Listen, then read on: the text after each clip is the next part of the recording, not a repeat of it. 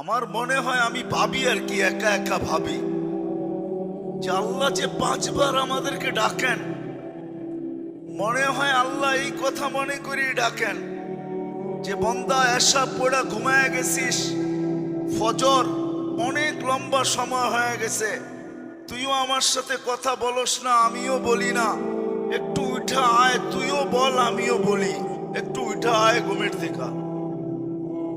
আমার মনে হয় এই জন্য ফজরে ডাকেন যে লম্বা সময় হয়ে গেছে, তোর সাথে তুই ঘুমের ঘরে ছিলি, কথাবার্তা তোর সাথে হয় না, তুইও বলস না আমিও বলি না, একটু ঘুমের থেকে উঠা আস, তুইও বল আমিও বলি। কেন নামাজে তো কেরাত আছে, কেরাত তো আল্লাহর কালাম। আবার যখন জোহর হয় তখন মনে হয় আবার বলে কাজে কামে ব্যস্ত হয়ে গেছিস, আয় একটু কথা বল।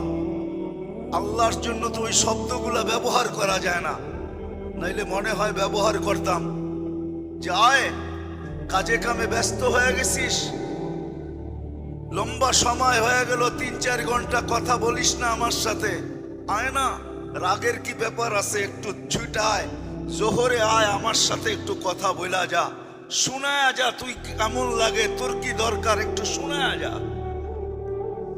আমার মনে হয় কথা বলার জন্য ডাকে, নামাজের জন্য ডাকে না। আবার আসরে ডাকে, মাগরিবে ডাকে, এশায় ডাকে। আবার যখন এশায় ঘুমায়া যায় তো বন্দা ভাবে যে আমি তো বিছনায় চলে গেলাম, কিন্তু আল্লাহ বলে না, তুই বিছনায় যাস নাই, এশা পড়ছিস মানে অর্ধেক রাত পর্যন্ত তুই আমার কাছেই আসস। তুই যদিও ভাবস তুই বিছনায়, কিন্তু আসলে তুই বিছনায় না, তুই আমার কাছেই আসস অর্ধেক রাত পর্যন্ত। আবার যখন ফজর পড়ে বাকি অর্ধেক বাকি রেখা লাভটা কি, পুরাটাই আমার কাছে লেখা দিলাম, যদিও বিছনায় ছিল। মনে হয় এই জন্য নামাজ।